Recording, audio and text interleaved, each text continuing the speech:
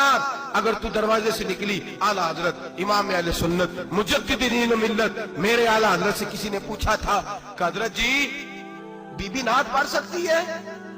फतावा रज़विया की 14वीं जिल्द, बीबी मिलाद पढ़ सकती है? मिलाद।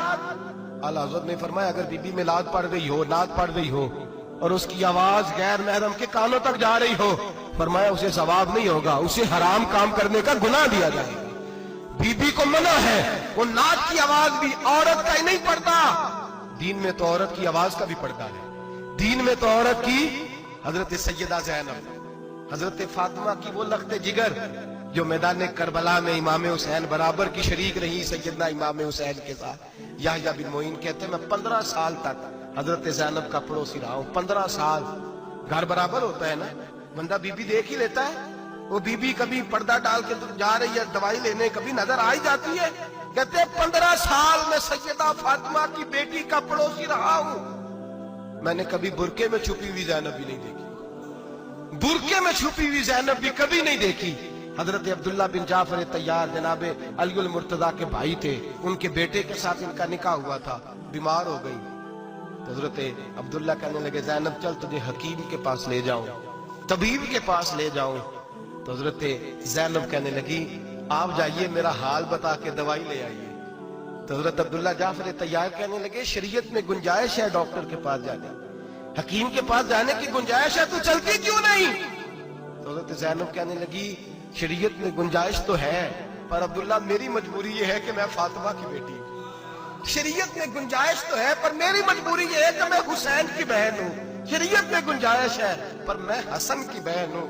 शरीयत में बड़ी गुंजाइश है पर लोग मुझे मोहम्मद अरबी की नवासी कहते हैं। गुंजाइश तो है पर मैं नहीं ना निकल सकती, इसलिए कि जितना कोई अपने आप को दीन के करीब जानता है उतना उसके पैरों में शरीयत की जंजीरें ज्यादा होती हैं। तो जनाब सैयदना अब्दुल्ला कहने लगे अगर तू पर्दा कर गई, अगर तू चली गई, तो फरमाने लगे ये तो अल्लाह की मशीयत है, तू दवाई ला दे ताकि मैं खा लूं, और अगर मैं चली गई तो मैं अपनी माँ से जाके कहूंगी कि अम्मा सारी तकलीफें मैंने छाती पे बर्दाश्त की हैं पर मैंने तेरे पर्दे पर आंच नहीं आने दी।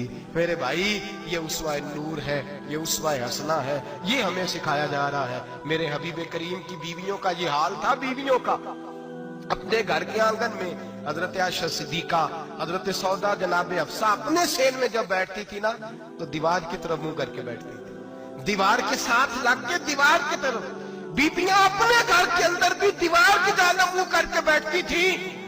लोग पूछती, बीबियां पूछती कि अपने घर में भी दीवार को मुंह करने का मतलब?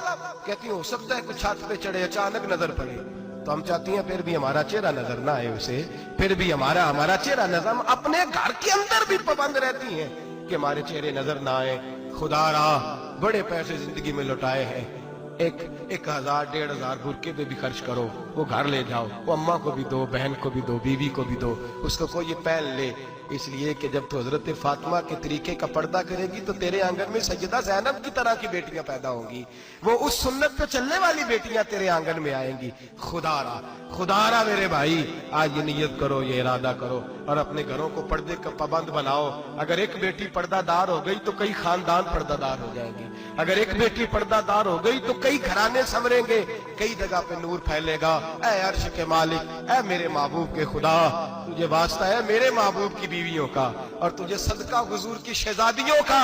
ऐ अल्लाह इतना करम बरसा, इतनी रहमत बरसा कि मेरे वतन की बेटियां और मेरे वतन की माएं बहनें बच्चियां ये समझ जाए कि हमारी निजात सिर्फ हजरत फातिमा के बुरके में है, हजरत आयशा के पर्दे में है, सैयदा खदीजतुल कुबरा के हिजाब में है। अल्लाह करे ये समझ जाए और ये जब भी सजदा करें तुझसे हयाई मांगे, ये तुझसे जब भी सजदा करें ये तुझसे अपने लिए चादर ततहीर और पर्दा तनवीर मांगे। अल्लाह करे मुझ बेअमल की मुंह से निकले हुए लफ्ज किसी के दिल में तासीर बन के उतरे और फिर दुनिया के अंदर ये रिवाज आम हो कि हर कोई पर्दा करे, हर कोई बापर्दा हो जाए। ऐ अल्लाह तू तासीर नाजिल फरमा, ऐ अल्लाह तू अमल की दौलत नाजिल फरमा, ऐ अल्लाह हमारी बेटियों को इज्जत की चादर अता फरमा, हमेशा मिदहत खैरुल अनाम में गुजरे। दुआ है ये उम्र दरूद व सलाम में गुजरे। आखिर